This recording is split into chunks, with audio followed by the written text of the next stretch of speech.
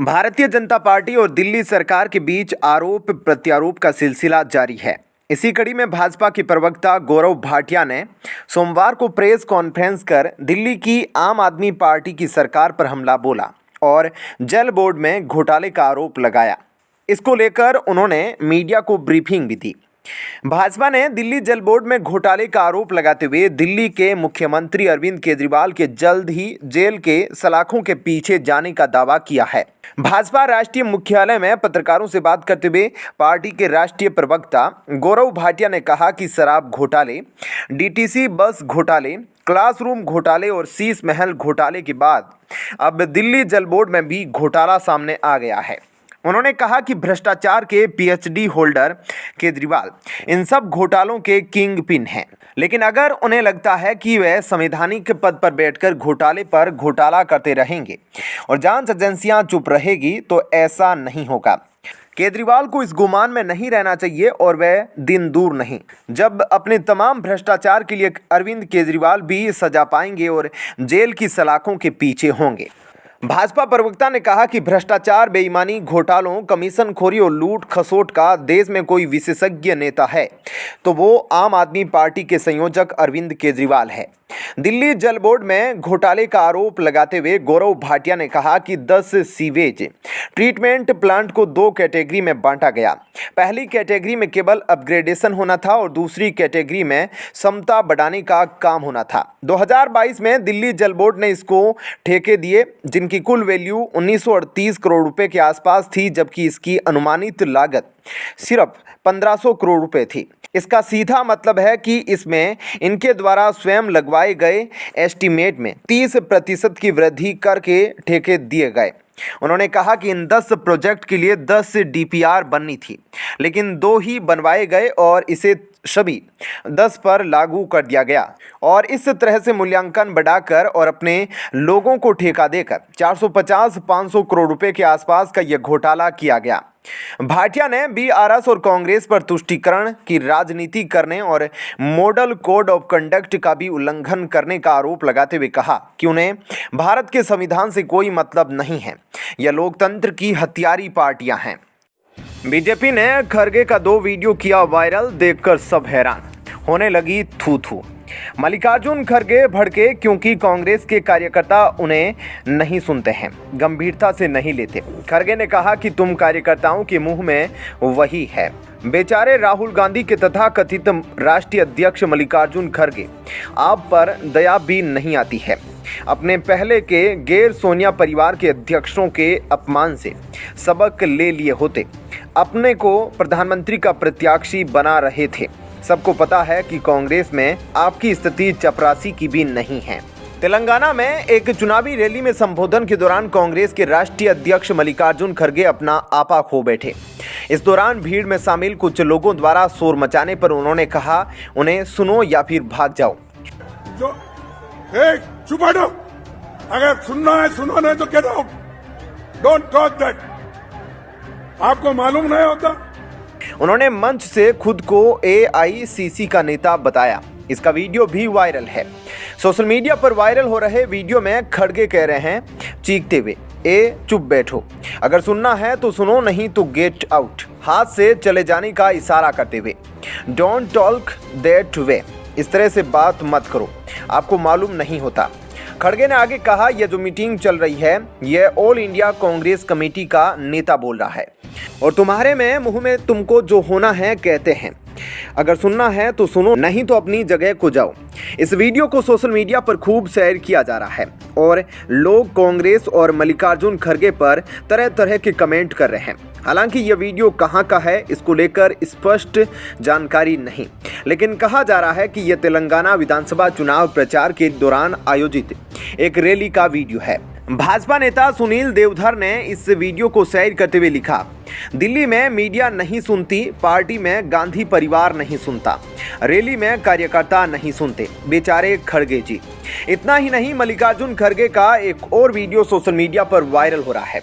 इसे भाजपा नेता डॉक्टर अजय आलोक ने भी 16 नवंबर 2023 को अपने एक्स हैंडल पर शेयर किया था। इस वीडियो में खड़गे के बयान को जोड़ा गया है। भाजपा नेता अमित मालवीय ने यह वीडियो शेयर कर आलोचना की है।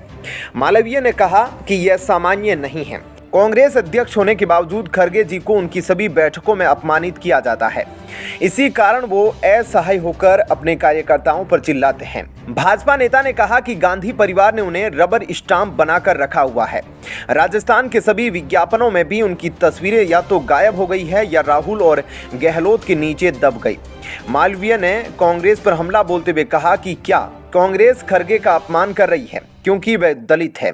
बता दें कि तेलंगाना में 30 नवंबर 2023 को मतदान होना है, जबकि 3 दिसंबर को मतगणना होगी। यहां सत्ताधारी बीआरएस के साथ असदुद्दीन ओवैसी की पार्टी एआईएमआईएम का गठबंधन है। वहीं भाजपा राज्य में एक बड़ी शक्ति के रूप में उभर रही है।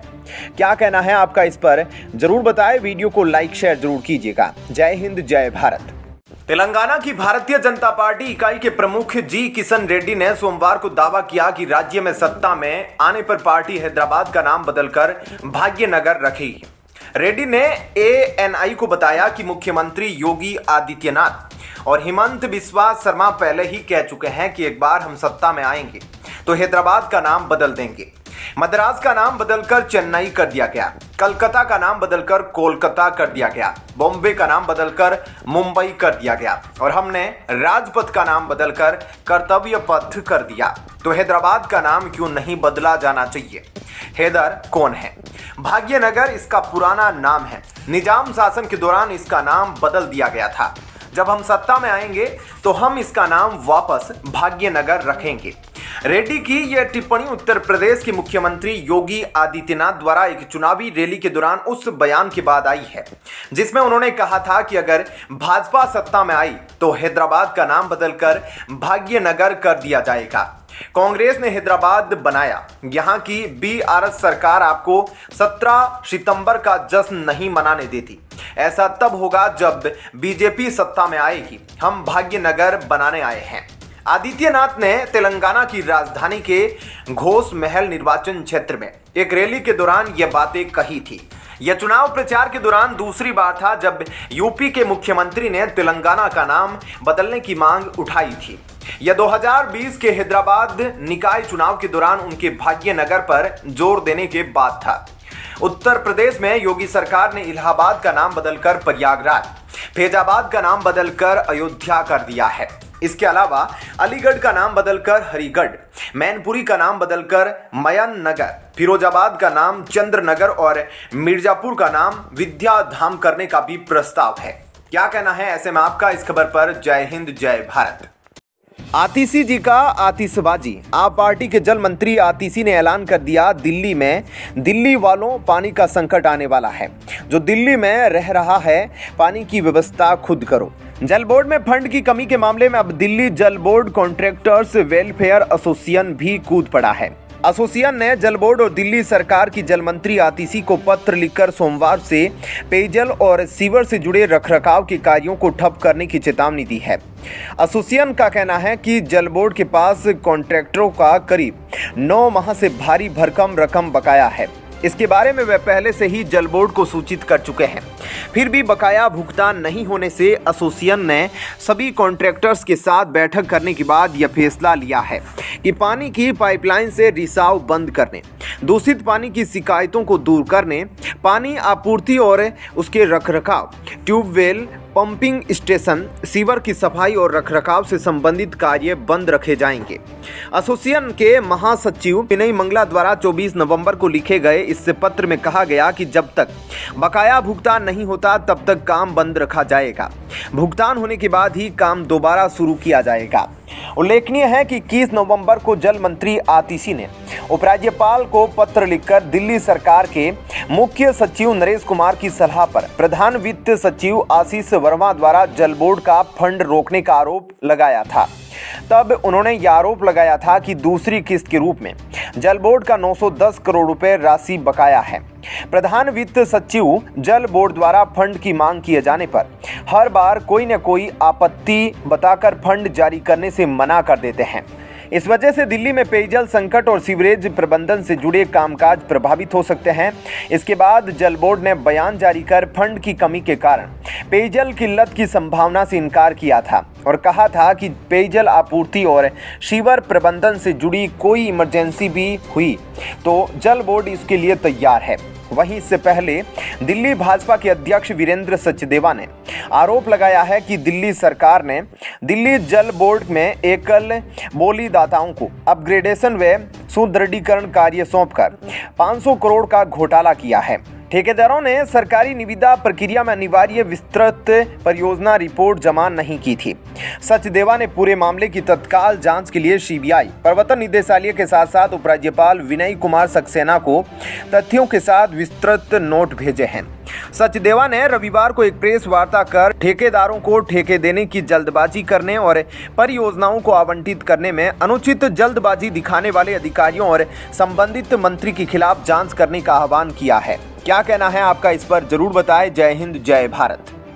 पूर्व केंद्रीय मंत्री और कांग्रेस के वरिष्ठ नेता पी चिदम्बरम ने धर्मनिरपेक्षता पर बड़ा बयान दिया, जिसको लेकर सियासी बवाल मच गया है। इतना ही नहीं, चिदम्बरम ने यह भी कहा, अगर आप हिंदू नहीं हैं तो आधे नागरिक हैं, यदि आप मुसलमान हैं तो आप नागरिक नहीं हैं, क्योंकि इस देश में धर्मनिरपेक्षता शब्द की गलत व्याख्या की जा रही है। उन्होंने यह बयान कोलकाता के सेंट जेवियर्स विश्वविद्यालय में future of democracy in India विषय पर संबोधित करने के दौरान कहा।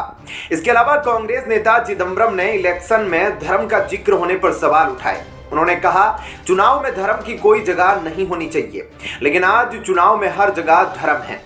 चिदम्बरम ने बिना नाम लिए भाजपा पर हमला बोला। उन्होंने कहा, एक राजनीतिक दल लगातार हिंदुओं के अलावा किसी अन्य को उम्मीदवार बनाने से इनकार करता आ रहा है। आगे चिदम्बरम ने कहा, मध्य प्रदेश के एक सांसद ने कहा कि इस देश की मूल संरचना अखंड भारत हिंदू राष्ट्र है। देश केंद्रीयकरण की ओर बढ़ रहा है, जो लोकतंत्र के विपरीत है। इससे पहले पी चिदम्बरम ने मोदी सरकार पर केंद्रीय एजेंसियों के दुरुपयोग का आरोप लगाया। सोशल मीडिया पर कांग्रेस नेता ने शनिवार को सोशल मीडिया एक्स पर एक लंबा पोस्ट लिखा, जिसमें उन्होंने तेलंगाना चुनाव का जिक्र करते हुए कहा, राज्य में कम से कम 4 कांग्रेस प्रत्याशी को चुनाव प्रचार के बीच में जांच एजेंसियों द्वारा तलब किया गया था या उनके परिसरों की तलाशी ली गई, जबकि भाजपा की किसी भी नेता की तलाशी नहीं ली गई। चिदम्बरम ने कहा, जहां तक मेरी जानकारी है, एजेंसियों ने भाजपा के किसी भी उम्मीदवार की तलाशी नहीं ली है। यह स्पष्ट है कि भाजपा के सभी उम्मीदवारों को देवताओं द्वारा चुना गया था और उन पर देवीय आशीर्वाद है। उन्होंने कहा कि वास्तव में अगर भाजपा चुनी जाती है तो पार्टी तेलंगाना के लोगों को सीधे स्वर्ग ले जाएगी। चिदम्बरम ने कहा, जांच एजेंसियों का दुरुपयोग इतना साफ है कि इसके लिए अदालत में किसी बहस की जरूरत नहीं है।